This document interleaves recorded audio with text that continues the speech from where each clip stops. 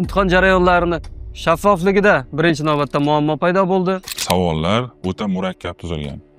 Vaqt taqsimotiga amal qilinmagan. Menimcha savollarning kalitlari xato kiritilgan. Testimizda 50 ta test mavjud, lekin har bir test o'z ichida yana 4-5 ta testdan iborat. Savollar tuzuvchisini biz kimligini bilmaymiz. Birinchi o'rinda uni kimligini e'lon qilinadi.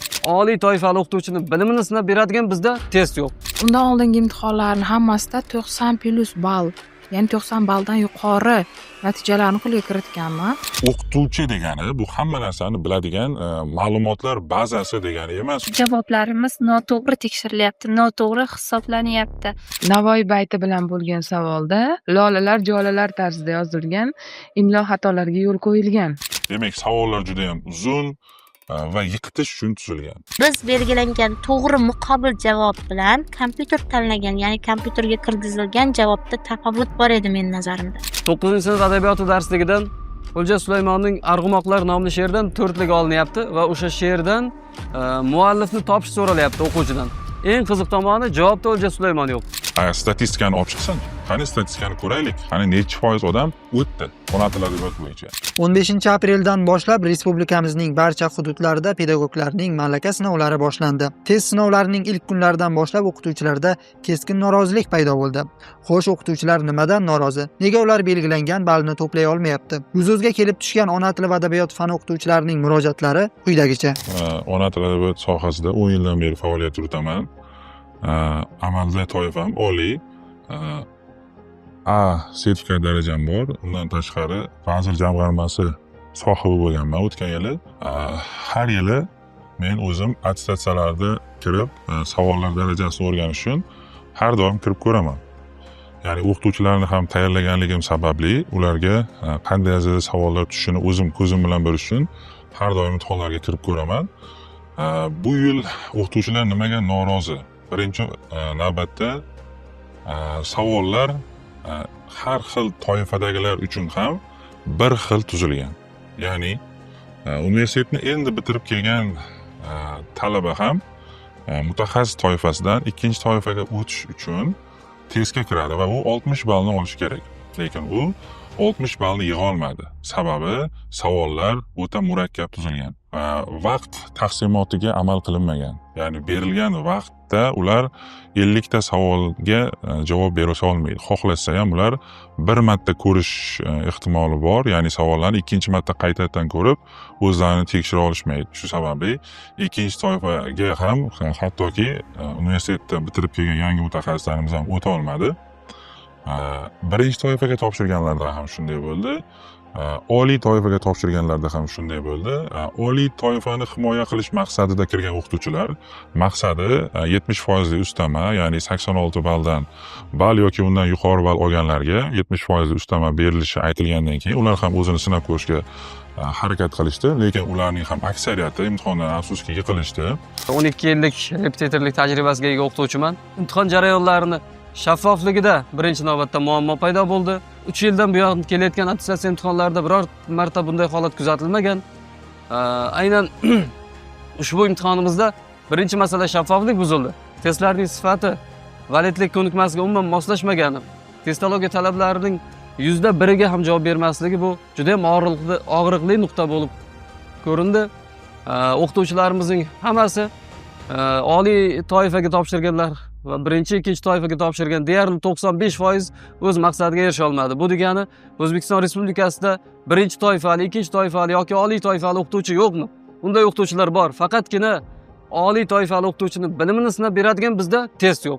Bizning demak test markazi xodimlaridan eng katta talabimiz testologiya talablariga to'liq bo'ysungan holatda test tuzishsin, o'qituvchilarimizga o'shanday darajadagi mukammal haqiqiy o'qituvchining auditoriya bilimini o'lchab beradigan testlarni bizga taqdim qilishsin. Bir oy davom etadigan ushbu jarayonda 40 dan oshiq fanlardan dars beradigan 190 mingga yaqin pedagoglarning ishtiroki kutilmoqda. Sinovlarda ishtirok etgan pedagoglar test savollarining murakkabligi yoki noaniqligi, texnik nosozliklar, savollar mazmunidagi xatolar va hatto ba'zi savollarga to'g'ri javob varianti berilmagani haqida fikr bildirgan. Test jarayonlari vaqtida bir marta internet aloqasida uzilish sodir bo'ldi. Ya'ni 41-savolga kelgandan keyin 42-savolga o'tish jarayonida testlar chiqmay qoldi. Undan keyin esa 3 tami 4 ta savolni javob belgilangan bo'lsa ham, qayta ishga tushgan vaqtida qayta yuklandi hamda javob belgilanmagan holga keldi. Undan keyin to'g'ri javob belgilanganidan so'ng natijaga qaraganimda ana shu savollarning javobi xato ekanligi ko'rindi. 16 yillik ish tajribasiga ega, milliy sertifikati bor, oliy toifali o'qituvchi, ne umidlar bilan testga kirgan edim. Uzundan uzoq savollar, vaqt shunaqa tig'iz bo'lishiga qaramasdan yechdim. Pedagogika savollarida aytmasak ham bo'laveradi. Bitta pedagogika savolini o'qib yechganimcha 3 minut vaqt ketyapti. Ming afsuski, natijamni ko'rsam 66%. Test variantlarini javoblari to'g'ri berilganidan shubhalanib qoldim. Bundan tashqari testga berilgan vaqtni ham bir qator ko'rib chiqishingizni so'rayman. Savollar ko'rinishi o'zgartirilgan. Ya'ni avvalgi imtihonda, masalan, o'tgan yilgi imtihonlarda savollar faqat xotirani sinamas edi, ya'ni ko'proq mulohazaga oid savollar bo'lardi. Afsuski, bu safar savollar faqat to'rt qator she'r va uning muallifi yoki uning turog'ini topish bilan cheklandi.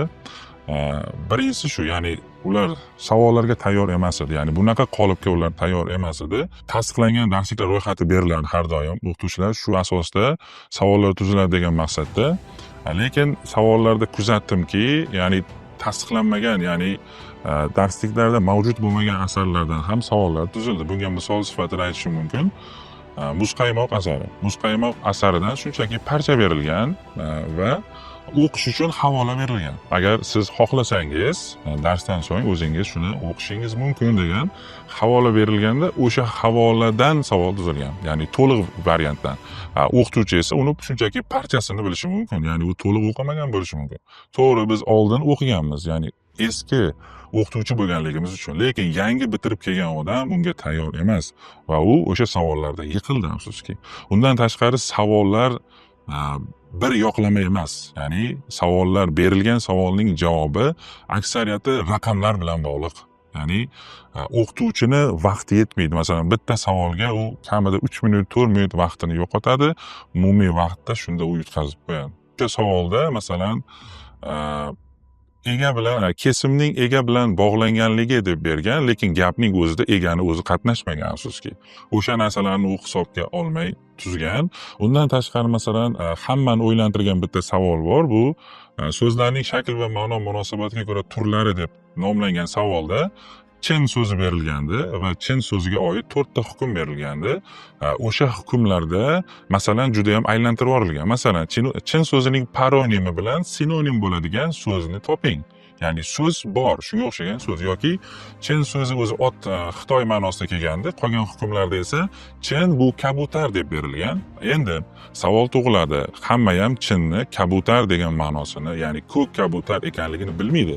Ya'ni u o'qituvchi degani bu hamma narsani biladigan ma'lumotlar bazasi degani emas, u hamma ma'lumotlarni bilmaydi. Faqatgina u bilan tanishgan, izohli lug'atni ko'rgan odamgina topishi mumkin. Undan tashqari o'sha hukmda o'sha shakldoshi ko'p kabutar deb bergan, lekin izohli lug'atda bu so'zni ko'p ma'nolilik qilib bergan. Ular esa o'sha hukmni to'g'ri deb hisoblagan ekan.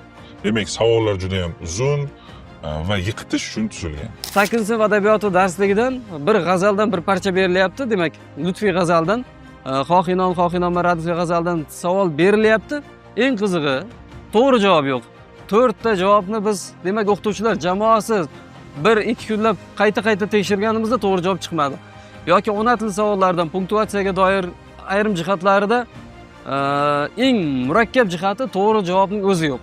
Pedagogika sohasiga oid o'nlab savollarning demak barchasi demak o'qituvchidan pedagogik bilimni emas, balki o'qituvchidan pedagogika nazariyasini so'raydigan, amaliy pedagogikaga doir hech qanaqa savol tushmadi yerda.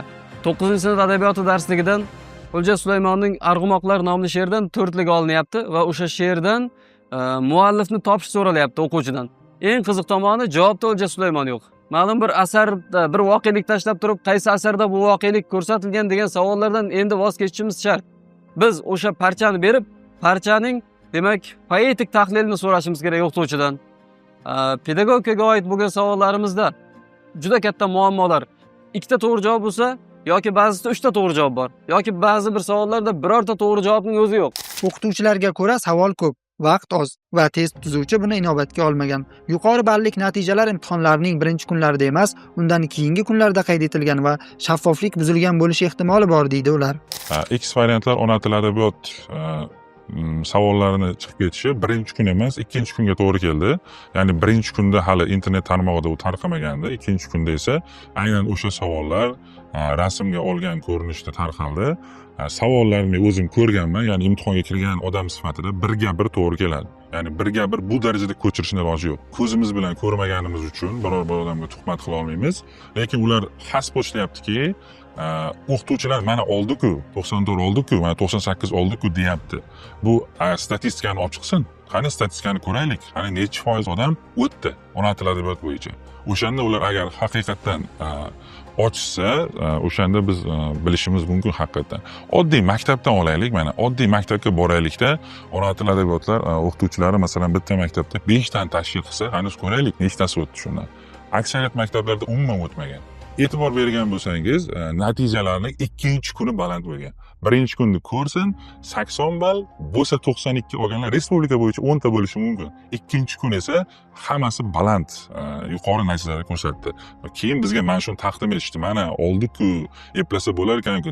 Demak, boshqa o'qituvchilar miyasi yo'qqa chiqarilyapti. Tabiiyki, boshqa o'qituvchilarni bu tushkunlik kayfiyatini shakllantiradi va maktabga borganda o'zida bir o'quvchilarga dars o'tishga sal o'zlari uyalishyapti. Ijtimoiy tarmoqlarda juda ham ko'plab X variant tarqaldi, buni isbotlab bera olmadi degan nimalar tarqalyapti, xabarlar.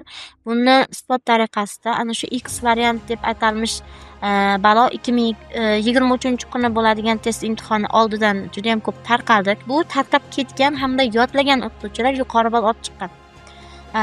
O'qituvchilarga ajratilayotgan mana bu vazir ustamasi, yana undan tashqari yil o'qituvchisi nominatsiyasiga berilayotgan e'tibordan biz juda ham xursandmiz. Lekin attestatsiya jarayonlari tashkil etilishida yo'l qo'yilayotgan xatoliklardan biz norozimiz. Biz belgilangan to'g'ri muqobil javob bilan kompyuter tanlagan, ya'ni kompyuterga kirgizilgan javobda tafovut bor edi men nazarimda.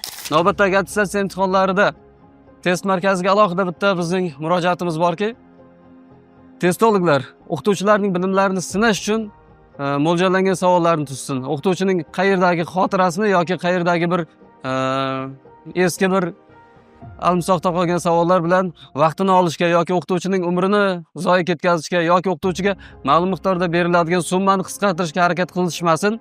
Biz o'qituvchilarni, biz tenga ko'plab, minglab o'qituvchilarni vaqtimizni, umrimizni zoya ketkazmasliklarini, shuncha mablag'imizni, Face ID'lar, qancha bir texnologiyalar, kameralar, kuzatuv kameralari, kompyuterlar, bularning hammasi shunchaki vaqt olish bo'lib qoldi yoki deb o'ylayman, bu qandaydir bir buyurtma asosiga qilinmasligi kerak bu narsalar. Haqiqiy, halol, sof testlarni ishlatish tarafdoriman. Bir soliq to'lovchi shaxs sifatida ushbu attestatsiya imtihonlaridan o'tkazilgan imtihonlardan qoniqmadim. Savollar murakkab emas, har birini ishlasa bo'ladi, lekin ayrim savollarda o'ta g'alizlik va bir xil variant va to'g'ri javob berilmaganlik holatlarini kuzatdim. Shuni iltimos qilardimki, bizning mana bu video murojaatlarimizni inobatga olgan holda attestatsiya imtihonlarini qayta tashkil etishini so'rardim. Men aytgan bo'lardimki, testolog, ya'ni savollar tuzuvchisini biz kimligini bilmaymiz. Birinchi o'rinda uni kimligini e'lon qilinglar. Ya'ni u aslida kim, darajasi qanaqa, ma'lumoti qanday, o'zi biron marta testni ishlab ko'rganmi, vaqt taqsimotini sinab ko'rganmi, mana shularni ko'rsin. Undan tashqari bizga savollarni hammasini ochiqlasin. Ya'ni izoh bersin savollarga. Oson savolni ko'rsatib qo'yib, aslida mana bu javob mana bu bo'ladi degani bilan u savolning hamma tahlilini biladi. U aynan tahlil talab savollarni olib chiqmasdan shunchaki hamma biladigan savollarni olib chiqmanglar iltimos. Keyin ekspert sifatida har bir viloyatdan bir ekspert sifatida o'qituvchilarni tanlaylar, fikrlarini olinglar. Sizlar bilmadim kimdan olgansizlar, qanaqa test tuzuvchini olgansizlar, uni aynan ko'nikmalari yo'q deb o'ylayman. Uni savollari faqat xotirani tekshirish, ya'ni bilishga oid savollar, ya'ni u mulohazaga oid savollar, qo'llashga oid savollar tuzmagan. U o'sha spesifikatsiyada berilgan Y1, Y2, Y3 deb berilgan savollarga to'la javob bermaydi. Ya'ni savollarni darajasi qiyin. Iltimos qilardiki, har bir toifaga savollar har xil tushsin. Chunki universitetni endi bitirib kelgan o'quvchi, ya'ni talaba hali unga tayyor emas. Birdaniga siz ularni sindirib qo'yapsiz. Iltimos, shularni yaxshilab ko'rib chiqib, javob berasizlar degan umiddamiz. Siz ham attestatsiya sinovlarida qatnashdingizmi? Pedagoglarning e'tirozlarida qanchalik jon bor? Mas'ullarning mavzu yuzasidan munosabatlarini kutib qolamiz.